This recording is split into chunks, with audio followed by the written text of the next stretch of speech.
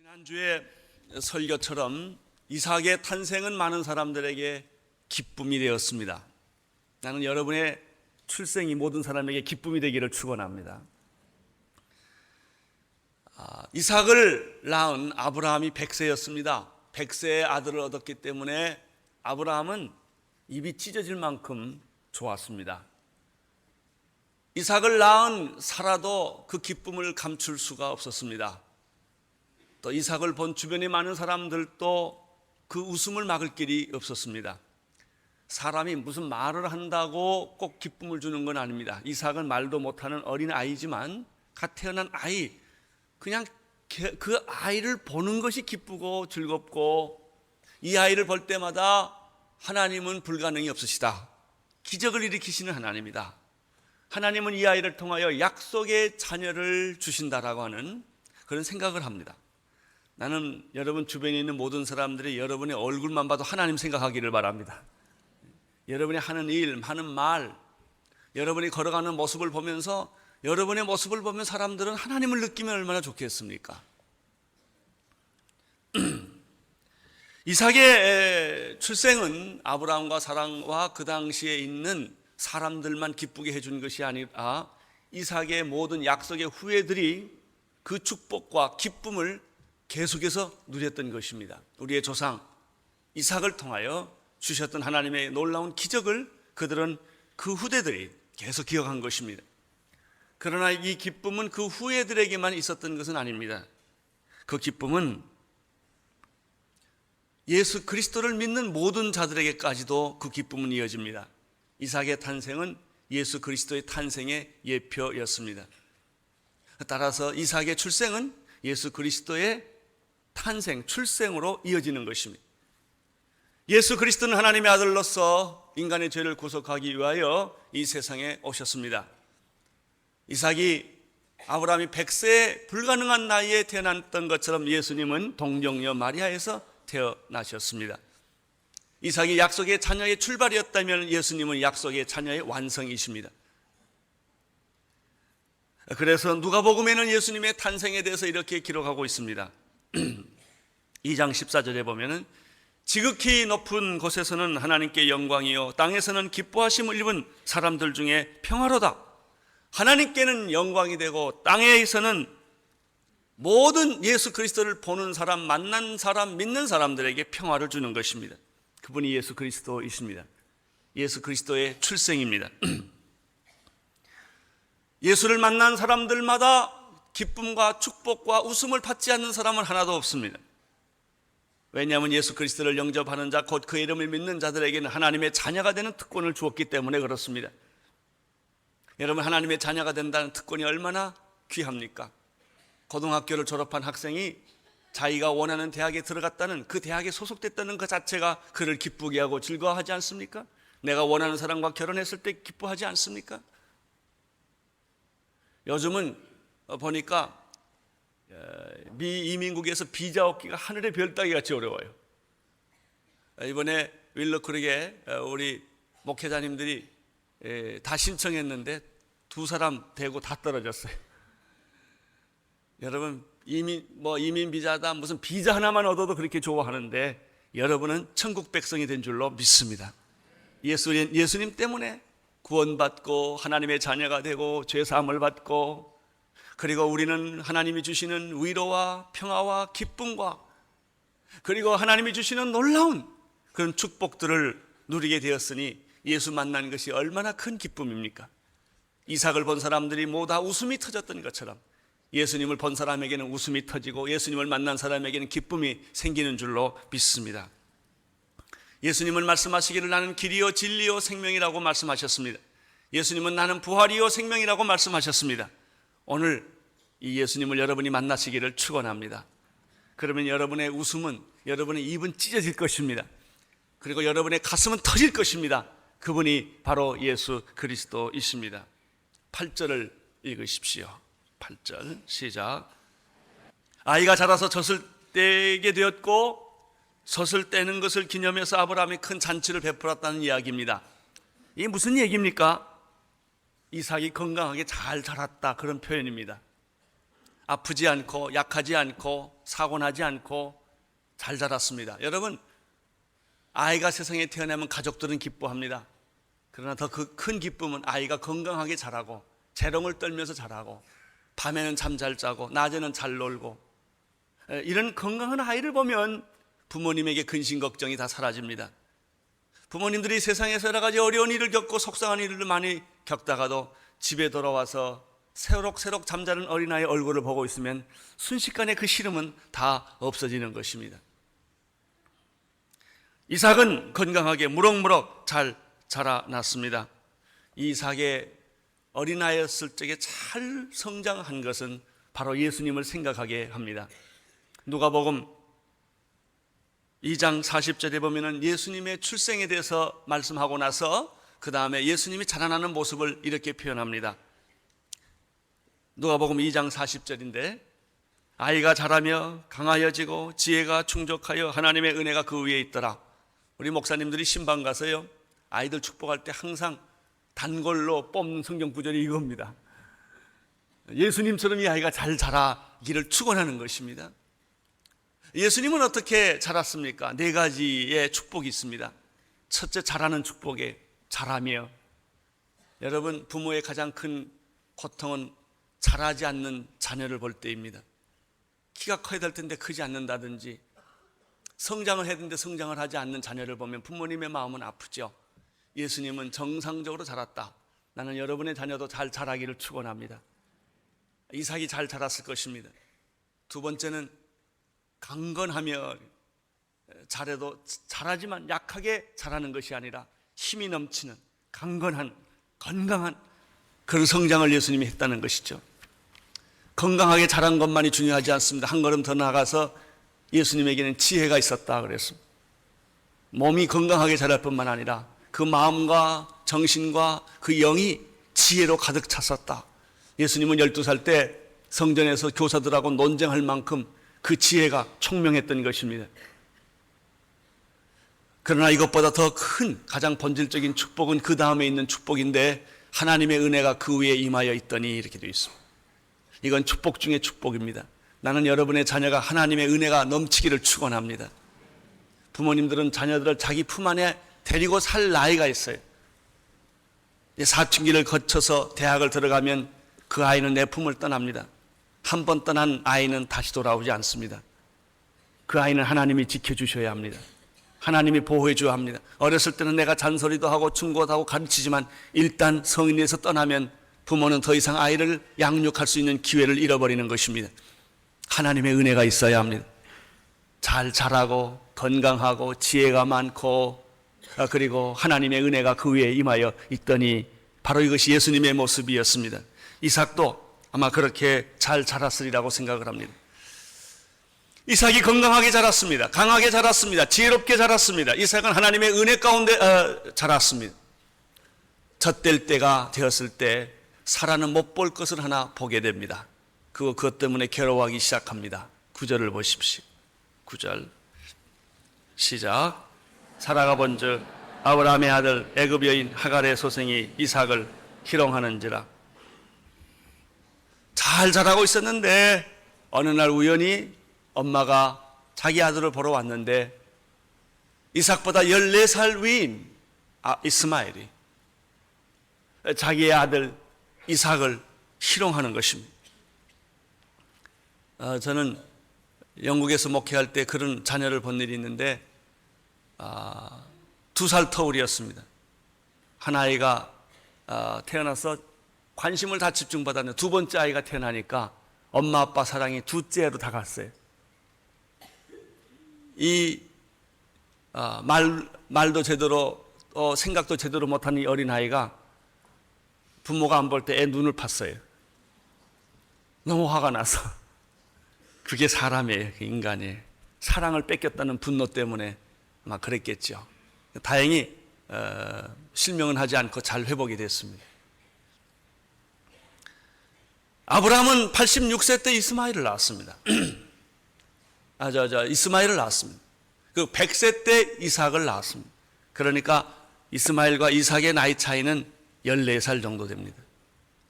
젖될 때가 2살, 보통 3살이라고 본다면 이스마엘의 나이는 16세, 17세 한참 예민한 사춘기의 나이일 것입니다. 부모님이 보지 않는 사이에 이 아이를 희롱하고 아마 어떤 압력을 가했겠죠. 사라는 견딜 수가 없었습니다. 누구든지 사람은 자기가 학대받는 건 괜찮은데 자기 자식이 학대받고 모욕을 겪으면 견디지를 못합니다. 사라는 견딜 수가 없었습니다. 그래서 아브라함에게 찾아갑니다. 찾아가서 당장 이 하갈과 이스마엘을 내어 쫓으라는 거예요. 아브라함은 고민하기 시작을 합니다. 여러분, 이 사건이 무슨 의미가 있을까요? 흔히 가정에서 볼 수 있는 일 중에 하나가 아닙니까? 부인이 둘이 있고 배다른 2 자녀가 있는 가정이 흔히 볼 수 있는 그런 갈등이 아닙니까? 그런데 오늘 성경은 이 사건을 기록하고 있으며 놀랍게도 사도 바울은 이 사건을 독특하게 해석하고 있다는 사실을 갈라디아서 4장에서 발견하게 됩니다. 이것은 그냥 단순히 이복 형제들끼리 싸우거나 그래서 본처가 후처를 내쫓았다라고 하는 얘기를 넘어선 어떤 영적인 의미가 이 본문 안에 있다는 것입니다. 갈라디아서 4장 22절을 찾아보시기를 바랍니다. 22절, 23절, 24절, 25절, 26절까지 쭉 읽어주십시오. 시작.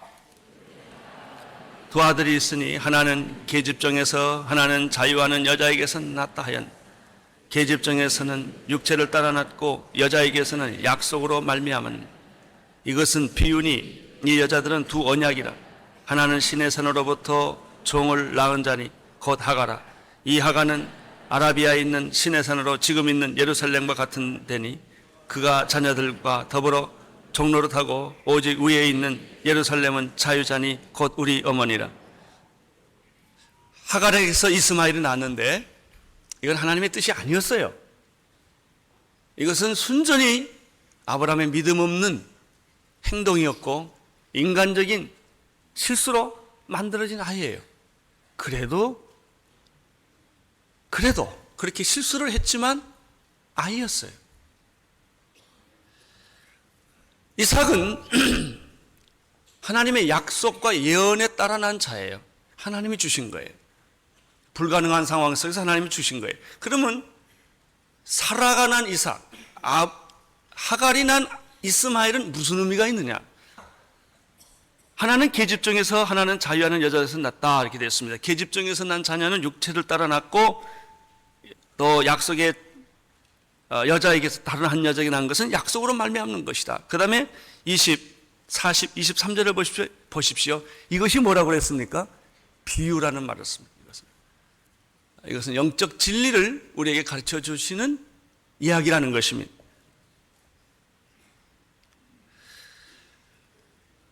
하나는 신의 산으로부터 종을 낳은 자니 곧 하가라 하가는 아라비아에 있는 신의 산으로 있는 지금 있는 예루살렘과 같은 데 되니 그가 자녀들과 더불어 종노릇하고 오직 위에 있는 예루살렘은 자유자니 곧 우리 어머니다 이렇게 되어 있습니다. 계집종에서 난 자는 누군가? 오늘 성경은 그게 서자냐 적자냐는 논쟁을 하지 않습니다.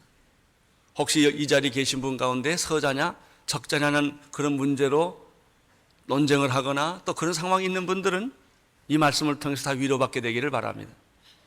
성경은 그거 따지지 않습니다. 사실 다 하나님의 자녀라고 보는 것입니다. 그러면 왜 이 본문에서 하나님은 이스마엘은 내쫓고 이삭은 데리고 사느냐 하는 거예요. 그 이유는 다른 데 있습니다. 그것은 영적인 데 있습니다. 자 보십시오. 계집종에서 난 자는 육체를 따라온 자요 자유하는 자에게 난 자는 약속에 따라 난 자라는 이야기를 이제 갈라디아서 4장 갈라디아서 4장 그냥 보고 계세요. 4장 28절 29절 30절 31절에 보면은 이 문제에 대한 사도 바울의 해석이 나타납니다. 28절 보십시오. 시작. 형제들아 너희는 이삭과 같이 약속에 자 여기 보십시오. 우리가 이제는 예수 그리스도가 이 세상에 오신 이후에는 서자냐 적자냐 논쟁은 없어졌어요. 우리 모두가 다 예수 그리스도로 말미암아 이삭의 약속의 자녀처럼 그런 축복받은 자녀로 다 변했다는 것입니다. 29절을 보십시오. 그러나 그때 육체를 따라 난 자가 성령을 따라 난 자를 핍박한 것을 한 것 같이 이제도 그러하더라 이렇게 되어 있습니다. 여러분, 계집종에서 난 자녀가 육체를 따라 난 자고 약속의 자녀는 성령을 따라 난 자라는 것입니다.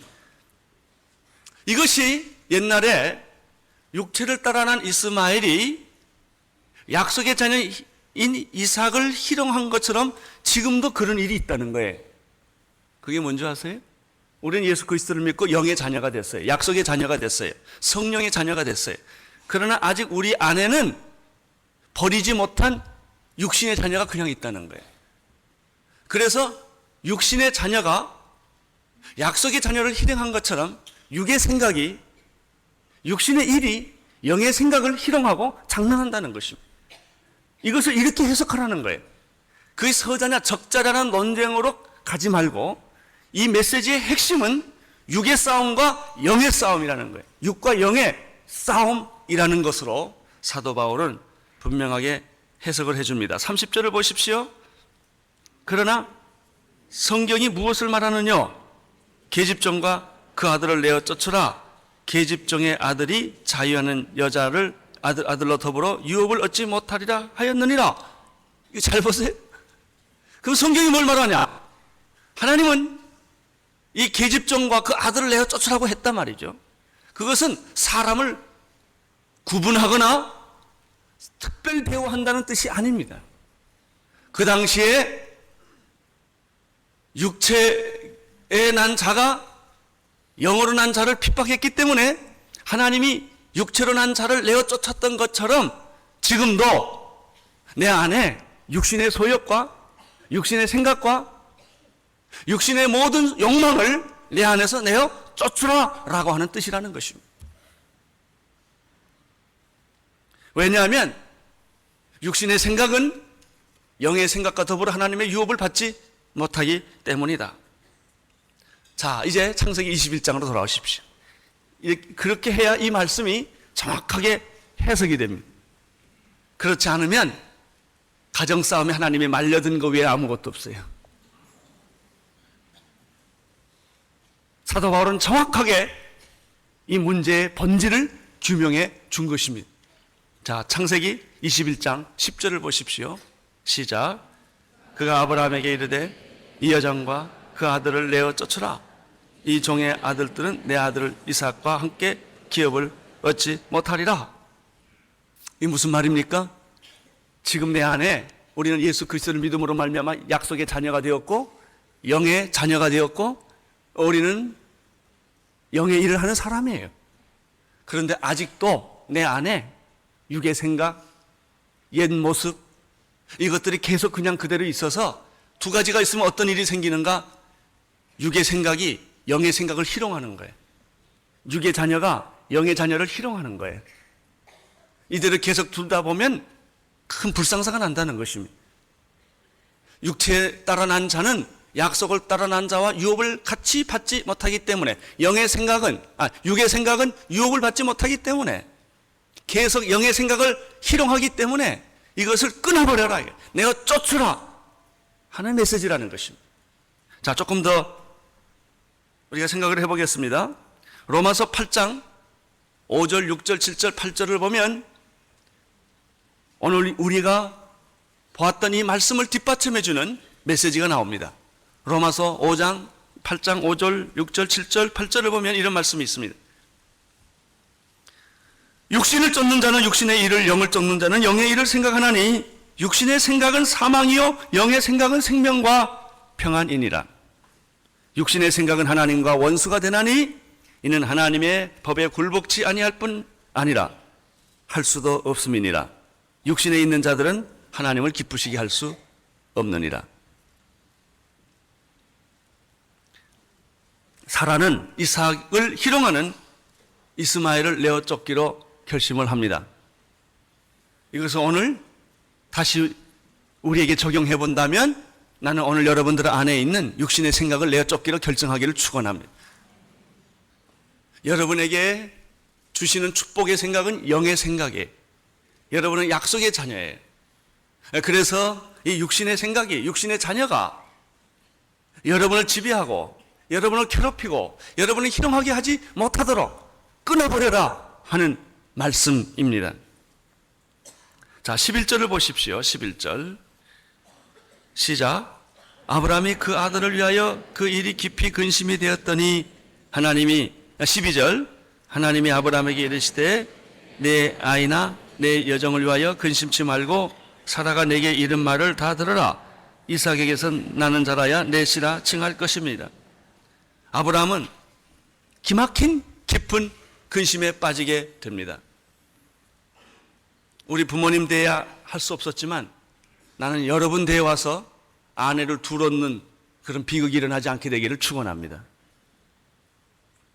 아내가 둘이 있으면 누구를 막론하고 이런 딜레마에 빠질 수밖에 없습니다. 거기다가 아기까지 나면 이거는 아무 누구도 해결할 수 없는 비극이 시작이 됩니다. 비극을 막는 비결이 하나 있습니다. 다 예수 믿는 겁니다. 예수 믿으면 이 문제가 다 해결됩니다. 아브라함은 깊은 근심에 빠질 수밖에 없었습니다. 왜냐하면 14년 전에 하갈을 한번 내쫓았다가 이스마엘이랑 다시 받아들였거든요. 14년 동안 같이 살았습니다. 살다 보니까 정이 든 거예요. 그런데 지금 사라가 이 여자와 아이를 내쫓으라는 거예요. 근데 더 큰 고민은 하나님이 사라 편에 손을 들어준 거예요. 사라 말대로 다 하라 이거예요. 아브라함은 이제 부인한테도 그랬고 하나님 앞에도 이제 명령을 받았기 때문에 어쩔 수 없이 이스마엘을, 하갈을 자기 집에서 내어 쫓아야 되는 굉장히 기막힌 고민 속에 빠지게 됩니다. 아브라함이 잠을 잘 수 있을까요? 못 자죠.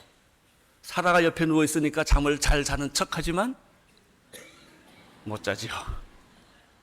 사라 앞에서는 절대 근심하는 표정을 할 수가 없었겠죠. 자, 13절, 14절을 보십시오. 그런 표정이 바로 여기에 나타납니다. 13절, 14절. 그러나 여정의 아들을 내시니 내가 그러한 민족을 이루게 하리라 하신지라. 아브라함이 아침에 일찍 일어나 떡과 물 한 가죽 부대를 취하여 하갈의 어깨에 메어주고 그 자식을 이끌고 가게 하며 하갈이 나가서 브엘세바 들에서 방황하더니. 여기서 우리는 놀라운 하나님을 발견합니다. 자, 하갈과 그 아들을 내어 쫓으라. 그러니까 아브라함이 깊은 근심에 빠졌는데 그 다음에 하나님이 하신 말씀 잘 들으세요. 그 여정에 난 씨도 내 씨다. 나는 그 씨를 축복해 줄 것이다. 이상만큼 축복해 줄 것이다. 큰 민족을 만들어 줄 것이다. 이렇게 말했습니다. 이분이 하나님이십니다. 이분이 하나님이십니다. 그러면 이삭의 축복은 뭐냐? 물질적 축복이 아닙니다. 자녀의 축복이 아니에요. 그것은 메시아가 태어난다는 축복일 뿐이에요. 내가 이 여정이 난 씨도 내 씨가 아니냐? 하나님이 말씀하십니다. 내가 너를 축복해 준 것처럼 내 서자에게도 나는 똑같은 축복을 해 줄 것이다. 14절에 보면 아브라함이 일찍 일어났는데 분명히 우리는 짐작할 수 있어요. 그날 밤 잠을 못 잤을 거예요. 그리고 하갈과 이스마엘을 내보내야 되는 찢어지는 아브라함의 심정, 이것은 삼류소설과 같은 것입니다. 하나의 드라마예요. 밤새도록 잠을 못 자고 아침에 일찍이 나와서 도둑놈처럼 음식도 만들고 부인이 하면 안 되니까 물도 만들고 그리고는 사라와 그 하갈과 이스마엘을 깨워서 물 한 포대를 만들어 주고 먹을 것을 줘서 가라고 그러는 거예요. 떠나라. 여러분, 우리는 이 모습을 좀 극대화해서 상상할 수 있어요. 하갈이 가려고 그러겠어요? 안 가려고 그러죠. 여보, 난 갈 수 없어. 그러면 아니야, 당신은 가야 돼. 심순애 뭐 이런 거죠. 당신은 가야 돼. 그러면 아들은 아버지, 나는 못 가. 아들한테 너는 가야 돼. 그냥 그 아브라함은 하나님과 사라와 그리고 이 하갈의 앞에 샌드위치 됐어요. 샌드위치 됐어요. 그게 그냥 간단히 갔겠습니까? 한 100m 가다가 여보, 나는 못 가고 또 돌아왔을까? 이스마엘이 아브라함 바지를 잡았을 거예요. 못 가겠다. 그럼 아브라함은 그래도 가야 된다. 떠나야 된다. 어쨌든 여기는 성경 표현에 그 설명이 하나도 없지만 우리는 충분하게 상상할 수 있어요. 아브라함은 뒤돌아서서 울고 또 울고, 자기가 저지러 놓은 짓인데 어떻게 해요? 또 울고 또 울고 떠납니다. 여러분, 이게 뭔지 아세요? 이게 뭔지 아세요? 내 안에 있는 옛사람, 육신을 떠내보니까 이렇게 힘들다는 얘기예요. 그렇게 죽어지세요? 안 죽어요. 죽었다 그러면 또 살아나고, 깨졌다고 생각하면은 또 옛 모습 그대로.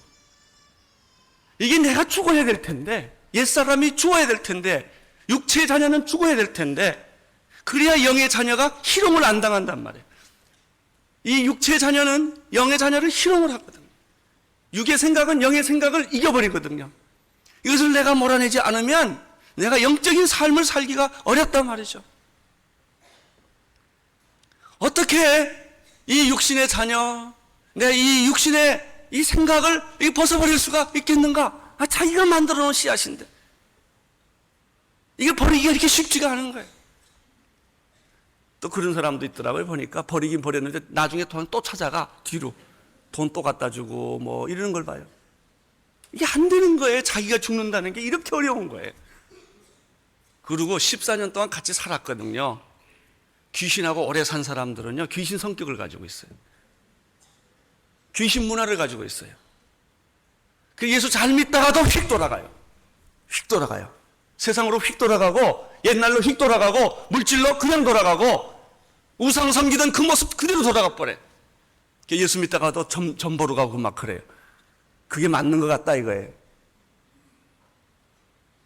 이 영적 생활이라는 게 이런 거예요. 나는 오늘 예수의 이름으로 여러분 안에 육의 생각이 다 끊어지기를 축원합니다. 육신의 자녀가 다 끊어지기를 축원합니다. 이것은 떼는 것은 이렇게 힘든 거예요. 그렇지만 떼야만 된다는 것이, 막아야만 된다는 것이죠. 그렇지 않으면 여러분들은 영적 삶을 누리기가 어려워진다는 것입니다. 15절, 16절, 17절을 읽으십시오. 시작. 여러분, 이스라엘 백성들이 애굽을 떠나서 홍해로 갈 때 재앙이 몇 번 내립니까? 10번 내려요. 왜 그런 줄 아세요? 젖과 꿀이 흐르는 가나안 땅에 들어가기가 이렇게 어렵다는 얘기예요. 나의 과거가, 나의 옛사람이 하나님께 가려고만 하면 붙잡고, 찬송 부르면 입을 막아버리고, 헌금하면 헌금 못 내게 하고, 봉사하면 봉사 못하게 하고, 하나님 섬기려면 별의별 시험을 다 줘서 자꾸 옛날로 돌아오게 만들어. 그러나 어린 양 보혈의 피가 임방과 문선주에 뿌려짐으로 말미암아 마지막 죽음의 심이 찾아와서 결국 모든 사탄의 세력은 끊어지고 이스라엘 백성들은 홍해를 가르고 출애굽을 하는 것입니다. 이것이 영적 싸움이에요. 자, 보세요. 하갈과 이스마엘이 광야로 갔어요. 이것도 한편의 드라마예요. 가서 아버지와 어머니와 모자죠. 둘이 손잡고 정처 없이 방황하는 것입니다. 해가 지면요, 사람은 자기가 갈 집이 있어야 돼요. 아침 되면요, 밥상이 있어야 돼요. 아침에 일어나도 밥상이 없고 해가 져도 내가 누울 집이 없는 그 방황하는 모습이 바로 이 사람들의 모습, 모자의 모습이었어요. 어떻게 됐습니까? 먹은 물이 다 떨어졌어요. 아들 이스마엘은 죽게 됐어요. 어미가 볼 때 자식이 죽는 것을 보기가 민망했어요. 입술은 다 부릅뜨고 먹을 것은 다 떨어지고.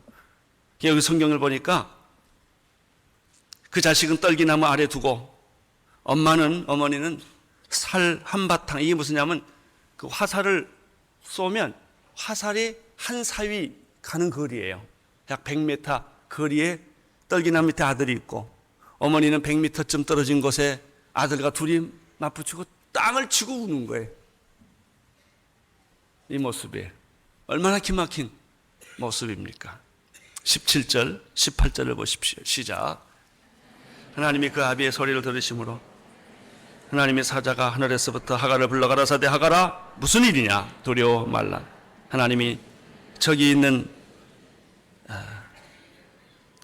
일어나 아이를 일으켜 내 손으로 붙들라. 그러 큰 민족을 이루게 하리라. 그런데 여기서 보면 두 번째 하나님, 놀라우신 하나님, 내보낼 때 내가 저를 버리지 않을 것이다. 큰 민족을 만들어 줄 것이다. 우리는 원수는 망하기를 원해요. 하나님 그렇게 안 하세요. 원수도 사랑하게 하세요.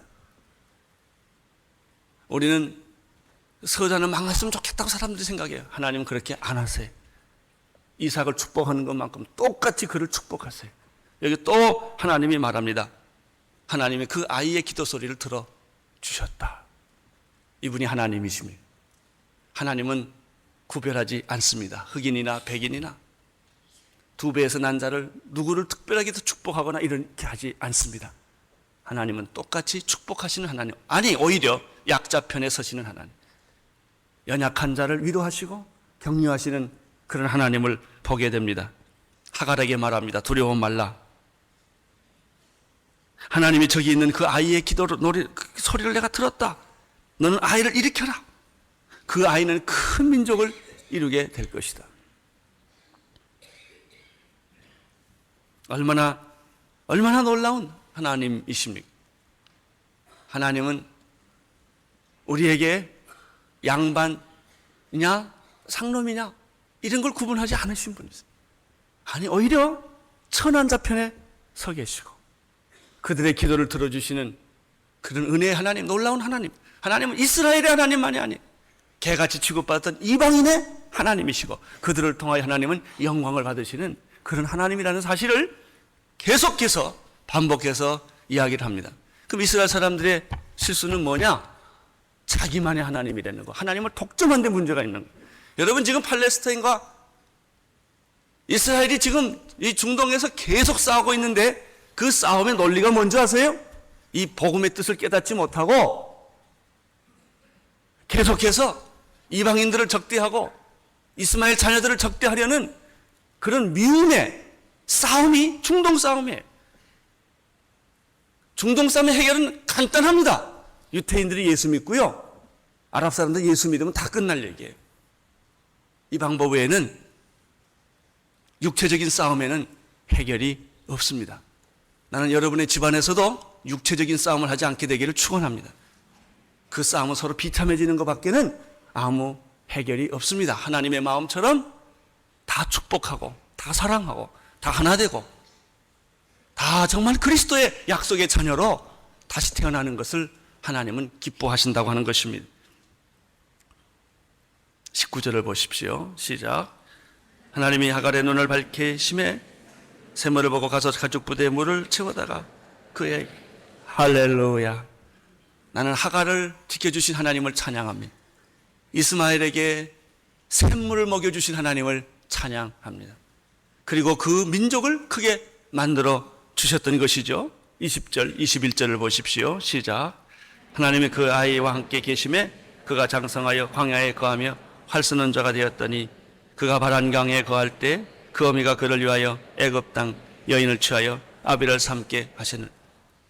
여러분, 족보를 따지거나 혈통을 따지거나 육신의 생각을 따지는 사람들은 하나님의 영광을 보지 못할 것입니다. 사람들은 사색당파가 다 무엇입니까? 우리나라의 모든 지역감정이라는 게 다 이런 거 똑같은 거예요. 지역감정, 사색당파, 혈통, 족보, 이런 것을 따지는 데는 저주가 있어요. 그걸 계속 추구하면 서로 분쟁하고 죽이고 싸우고 땅 뺏기 운동해. 누가 더 많이 차지하냐, 이게. 누가 권력을 차지하느냐. 거기에는 영원한 저주밖에 없어요. 그런 세계는. 하나님은 그런 하나님이 아니세요. 하나님은 전라도의 하나님, 경상도의 하나님이 아니세요. 우리 모두의 하나님이세요. 이분이 하나님이십니다. 그러면 왜 이삭을 약속의 자녀로 인쳐주셨느냐는 마지막 질문이 하나 남습니다. 그것은 하나님이 이삭만 사랑하기 때문이 아니라 이삭을 통해서 나타난 약속의 자녀에게서 마지막 먼 훗날에 메시아가 태어나기 때문에 그런 것입니다. 왜냐하면 그 메시아는 온 인류를 구원하는, 이방인까지 구원하는, 아랍 세계까지 구원하는 분이 바로 메시아이기 때문에 이 메시아가 태어나기 위하여 약속의 자녀를 택한 것뿐입니다. 우리는 이삭의 약속의 자녀처럼 이제 우리가 예수 그리스도로 말미암아 약속의 자녀가 된 것을 찬양합니다. 하나님께 영광을 올려 돌리는 것입니다. 여러분, 우리 모두가 이 아침 시간에 이삭이냐 이스마엘이냐가 아니라 예수 그리스도를 바라보는 그런 축복이 여러분에게 있게 되기를 바랍니다. 이 예수 그리스도를 바라봄으로 말미암아 하나님은 구원의 완성, 영원한 구원을 이루시는 놀라운 섭리가 바로 이 본문에 있습니다.